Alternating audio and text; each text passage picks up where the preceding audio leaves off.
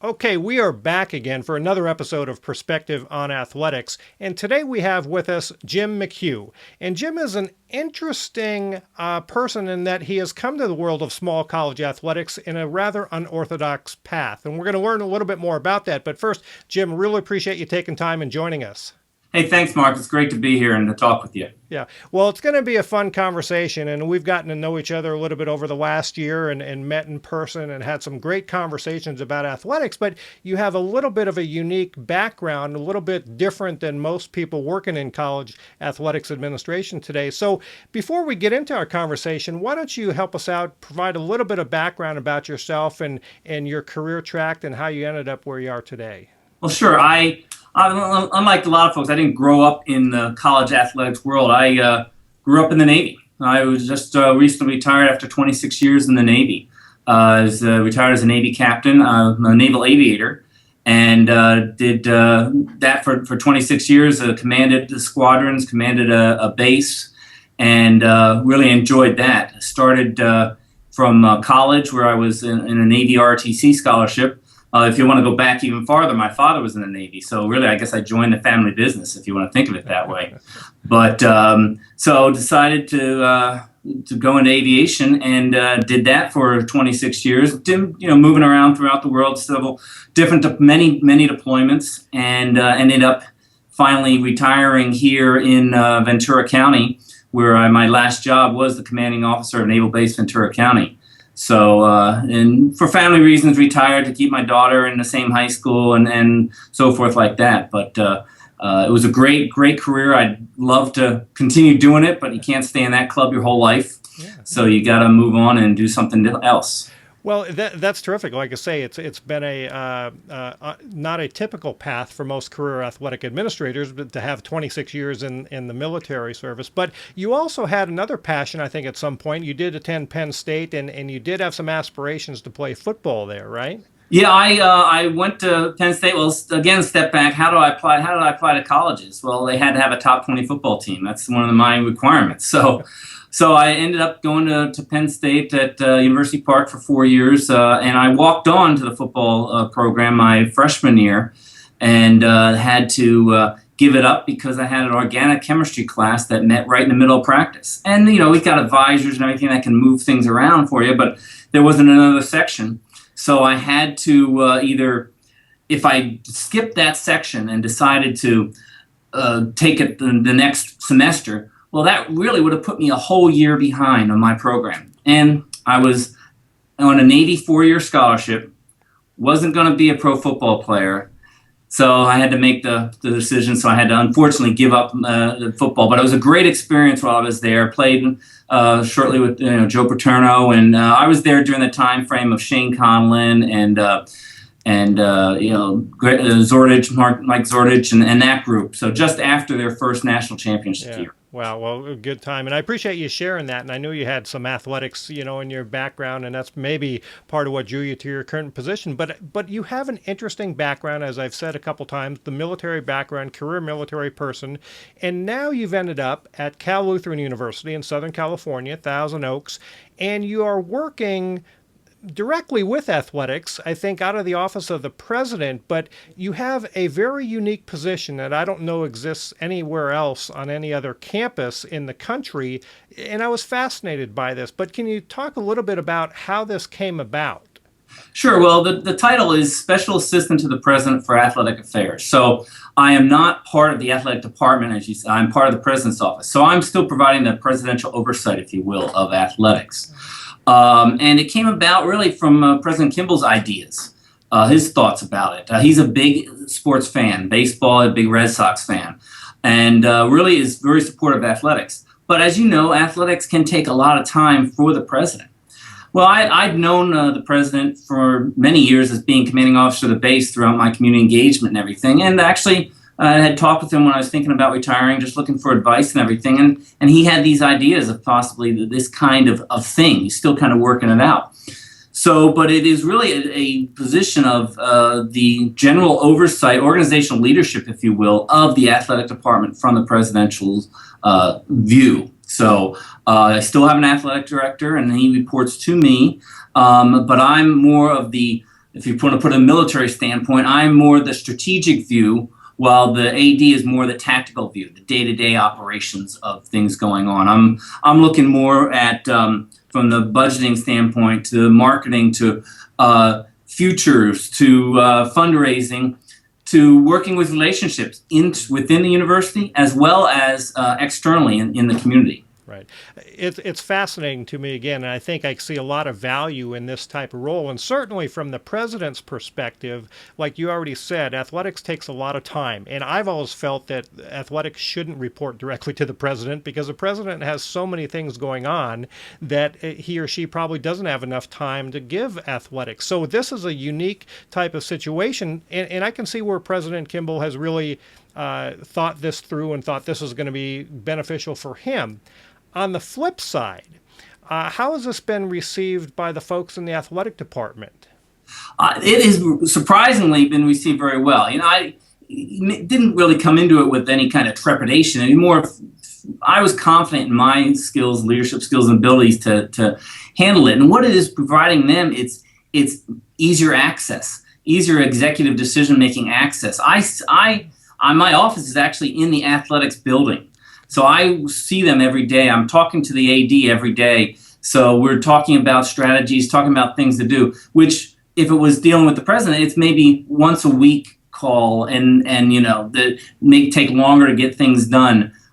Being able for me to maybe make the decisions or quickly bring something to the president if it requires his decision. So I think they've been pleased with it, and also from the fundraising aspect of one of the new programs that I've started that is benefiting them. Oh, terrific. Well, you mentioned organizational development a little bit ago, and I'm hoping you can speak to that because that is a big part of any type of organization, leadership positions, and the president being the leader of the university. But how has this played out for you walking into a different type of organization and then dealing with an athletics program, which they're typically large and very structured organizations unto themselves, and you kind of walked into this situation that, like I say, is very unique. How has this played out for you in terms of the overall organizational development, like you mentioned? Well, it is certainly different than coming from a military background and having been in command where you tell someone to do something and it's yes, sir, and march off. And I think you find that in many people transitioning from the military going into the civilian world, you kind of deal with that change where you ask someone to say something and they may say, well, that's not my job, or that guy's supposed to do it, or really, I don't really think that's the best idea. So you got to realize that. But I realize too that I am not the expert on all the athletic operations. My leadership style is really to be able to listen to those folks that are around me, take their inputs, analyze them, and then come up with a decision. And the coaches, the AD, they've been doing this athletic thing, if you will, for a long time. So they've got the experience, and particularly they've got the history within this university. This university, in grand scheme, is relatively young. You look at, just over 50 years or so. And it's grown. It's grown from and I don't mean any disrespect, from what was like a mom and pop college to a full-fledged university and growing. So some of the hurdles that have to be overcome is getting people to change their processes, to realize this is not little Cal Lutheran College anymore. This is Cal Lutheran University, Division III NCAA. So, and there's different ways of doing things. The old way, that's the way we always used to do it. I hate that phrase. Let's think of different ways. Think outside the box, and from simple things as budgeting to spending those budgeted dollars. But again, I am not a dictator at all. You got to take the input and surround yourself with the good people, which I have here. Right. Well, you couldn't get, I think, two more polar opposites in some ways than the United States military and higher education. In terms of maybe getting things done or approach, and higher ed is famous for slow to change. And so I think it's interesting that you have been brought in, to work on some of those things. And you already mentioned some of those challenges and some of the opportunities, I think, that are coming your way. It sounds like not just within the university, but also external to the campus as well is part of your focus there. And you mentioned the fundraising initiative. What is that about? Well, prior to me getting here, the fundraising for athletics was individual programs. Baseball had their thing, golf had their thing, football had their thing. And it was not consolidated. It wasn't, even though development had kind of a little oversight on it, it was the organization. So what we've stood up really was, for a better lack of word, a booster club. And I don't use that phrase, I think, a high school, and I think booster club. But we stood up what's called the Cal Lutheran Victory Club. And this is the main fundraising entity for Cal Lutheran Athletics. It's a membership-based thing. You see it at a lot of other universities where you buy different levels of memberships and different benefits. And we started that a year ago, May, and we are over 400 members. And so it's been successful, and I think it's successful because it's been needed. There's people want to help support athletics, and maybe they just don't want us to give to the annual fund, but they'd like to give to athletics. So it came with some of the coaches having to get used to this, realizing that no, they're not going to be losing money, that this fundraising is for everyone. And it's kind of normalized where you can designate your membership for a certain sport, and a percentage of that membership, actually 75% of that amount of money, goes to that program. 25% goes back to the general Victory Club. So that football, who's got a large constituency, a large people donating, they don't overpower golf. Golf can benefit from football's donations too. So everyone and the way programs can fundraise now is by gaining membership, going out and getting memberships. If they want to do letter campaigns for memberships, that's great, because that'll help their program and it'll help the athletic department as a whole. Yeah. What's interesting to me, and perhaps you can provide a little bit more context, I know you've only been there about a couple of years, but Cal Lutheran as a campus has gone through some major transformations, and specifically within athletics, with facilities being built, campaigns underway, and to look at the university and say that you really haven't had a very organized development effort on behalf of athletics, it's kind of surprising. But can you provide a little bit of context about what has transformed at Cal Lutheran with regard to athletics and development efforts and facilities? Well, certainly since 2006, with the exception of last year, they've pretty much opened a new building every year, with the most recent athletic thing being the stadium. A field turf stadium holds about, I'd say about 5,000 if you talk both sides of the field. But prior to that, a new whole athletic sports complex to include fitness centers, 2 gyms, training facilities, locker rooms. And that was due to campaigns, due to the vision of some very generous donors that realized the need for this. So that's how those things came about. So people say, and I kind of agree, we have Division I quality facilities with a D3 program.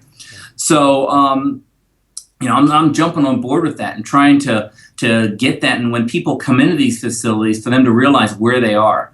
One of the big things we did with some of this fundraised money is this whole second floor of the Gilbert Sports and Fitness Center, where my office is. Now there are big murals of every sport's represented, and we did, I think, 28 of these things, and they're not little, they're big. So when people are now walking in, they realize, oh, I'm in an athletic facility, and it's school spirit, sports spirit, and everything like that. So it's prior to that, each individual was just all about me and my program. Yeah. So now I'm trying to bring, we're one team moving forward. Yeah. Interesting. You talked a little bit about the difference between coming from the military background and now you're in the higher ed environment and maybe some of the challenges there. What do you think you've been able to bring because of your background that has transitioned well, or what do you think that you've been able to bring to the position that you're in and to the program that you're overseeing in a real positive way? I think I've been able to bring that organizational leadership, the ability to move a group of people. You look at a definition of leadership, it's really like the activity of maintaining the integrity of a group and moving it towards its goal. Okay? So that's what I'm trying to do by helping the group of the coaches and the athletic programs. Let's getting them together, keeping their integrity, and let's move towards the goal of improving their individual programs, improving the department, which therefore leads towards great school PR, great more students coming in. Because athletics is, I believe, a key part of your whole college experience. Yeah. And for me, obviously, I picked the school based on athletics, but it is a very critical part of your whole college life. And me being able to help gather people together and let's march towards the same mission, it has been helpful, and it's still a work in progress. Yeah. Well, I think people talk about that a lot. I mean, leadership is talked about very widely. There are thousands of books you can buy on leadership. Everybody seems to have an opinion on leadership. And you're coming from, again, the U.S. military, where leadership is a very important thing. And I'm curious your thoughts on, based on your background, and now you've spent a couple years in higher ed, and specifically as it relates to athletics, what do you think maybe generally athletics programs could benefit from that you learned in the military? Well, planning. Coming out with a plan, a well thought out plan, and then executing it. Of course, like you said earlier, higher ed, the speed is not there that I'm used to if you're doing an operation or something like that. But if you have the plan and then you do the research, you figure out how the resources how you're going to get the resources. It may take a couple of years, but eventually you're going to execute this plan. And getting inputs from those who are going to be part of that plan is critical. So empowering your people to letting them know they are part of this machine, if you will, moving forward. That's what I've found, even through my career. From you got the youngest sailor in the squadron, letting them know what their long hours of working on the airplane. Well, why was that? Well, telling them about the mission you just had, or what the missions you're doing. So letting them know they're a part of it. So letting know from the one assistant coach all the way up to the head coaches to the administrators, this is what we're doing. This is why we're doing it. Yeah, I think that makes a lot of sense. And I also think about it as I'm listening to you talk about, that's how basically any good team operates as well. So coaches are in these same positions, and sometimes coaches are better at laying out that plan and communicating than others. And so I'm curious if you have any observations kind of at the team level, just in terms of leadership and what's important, especially dealing with the younger student athletes compared to seasoned veteran administrators? Well, what I found strictly and I've got 3 girls, and my oldest is going to Penn State starting next year. You're dealing, obviously, sometimes a generational gap. So, and what they've got to realize, the student athletes, I think, need to realize is that when they are here, they are representing themselves, their families, this university. And that is what I would I transition that to what I would tell sailors in the military, who they're representing. So from social media stuff to how they act out in town, it's if you get a football player has something out in town, and if it makes the paper, it's going to say CLU football player did this, this, and this. It's not going to say Billy Bob did this. So letting them know how they impact the program, from performance on the field and in the classroom to off the field. That unfortunately, or fortunately, however you want to look at it, that you're a student athlete 24/7 representing CLU for the 4 years that you're here, 4 or more. I'm curious, have any of the coaches or athletic staff come to you for leadership advice? Has that been a part of your role, either formally or informally? I'd say informally, a few have. How do we handle this, or just from the personal decision-making process of what am I going to do? I've maybe been offered another job over here. But I like working here. What's the pros and cons and all that? And just trying to give them step back. Let's take a big picture, because that's one benefit of my position is I'm not athletically focused. I'm not just one program focused. I'm looking at it from the, if you will, a university as a whole. How does this affect the university? Right. So I try to impart that vision onto them. Yeah, no, that makes a lot of sense. To kind of bring this back full circle, looking at your position and what the work that you've been doing over the last couple of years and where you're headed with things at Cal Lutheran down there, what is it that you hope to accomplish with your position? What is the hope of the president that by bringing you in, this is what's going to happen? Well, the vision is and the hope is that we continue to grow this athletic program to even higher levels where we are consistently on the national scale. Now, you can't be it every year, it can't be every program, but you've got programs that are consistently competing out there on the national scale, and we do have a few that are like that. And by doing that, then you bring in the students, you bring in the student athletes to come and experience, one, what a great university this is and what a great area this is to go to school in, and furthering just the university's mission and for the students to find their purpose, to continue to grow. And because, as you know, majority of D3 student athletes don't go to be professional athletes. So they will garner the lessons they learn from being part of a team that will transition into their professional life and their adult life and be able to look back on their life in Cal Lutheran as, hey, that really gave me my purpose, gave me the keys to help my career going. Yeah, makes sense. I'm curious your thoughts on, looking at trying to achieve certain levels of success across the board. Is it a matter of efficiencies or effectiveness or both? I mean, where do you see the opportunities to really improve Cal Lutheran's performance or any organization's performance when you talk about an ultimate goal or achievement? Is it effectiveness, doing your job better, or making efficiencies? Well, it can be sometimes, believe it or not, it can be funding too, in the sense of not funding for travel. Team travel is always some of the biggest bogeys out there of cost. And being on the West Coast, the D3 population, NCAA is not as great as it is in other parts. So some hosts have to travel farther to get that strength of schedule, and that's what's needed to get recognized on that national scale. So funding is a part of it. How are you recruiting? What's the best way? Are you, and which leads to funding too, because are the recruiting dollars there for them? Because some sports require a lot more travel than other sports. You got the soccer that's going all over the place to this tournament, that tournament. But looking at just could be, also, as I said, efficiencies of how they're doing their job. And I'm not claiming to be the expert in coaching. They are.